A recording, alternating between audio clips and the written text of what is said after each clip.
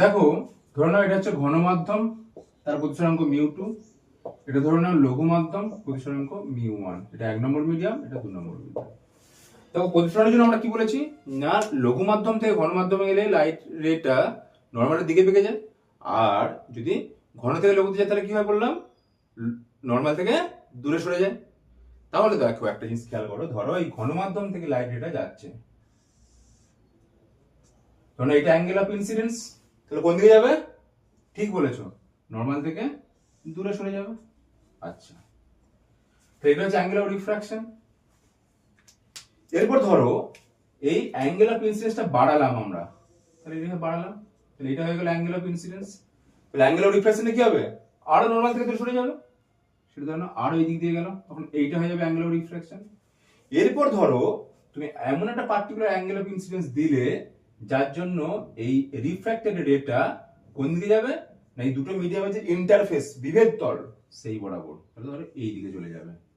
তাহলে এই ক্ষেত্রে কত হবে পজিশন কোনটা, এই অ্যাঙ্গেলটা পজিশন কোন হয়ে যাবে, তখন আর হয়ে যাবে 90 ডিগ্রি। তাহলে কোন অ্যাঙ্গেলটার জন্য হলো, এই অ্যাঙ্গেলটার জন্য।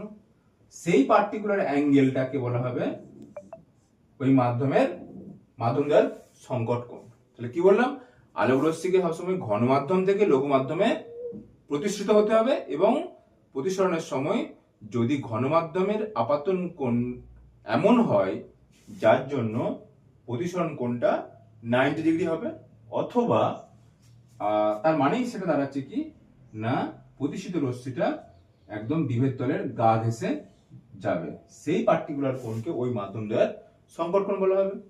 দেখো যদি আমরা স্নেলের সাধারণ সূত্র লাগাই তাহলে কি আসছে, mu 2 sine theta c equal to mu 1 sine 90।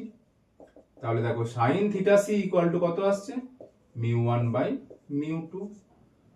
তাহলে সাইন থিটা সি মানে সংকট কোণের সাইন থিটা, সেটা ইকুয়াল টু কত আসছে, লঘু, এটা খুব ইম্পর্টেন্ট মনে রাখতে হবে, লঘু মাধ্যমের প্রতিসরাঙ্ক বা রিফ্র্যাক্টিভ ইনডেক্স, লঘু মাধ্যমের প্রতিসরাঙ্ক বাই ঘন মাধ্যমের প্রতিসরাঙ্ক,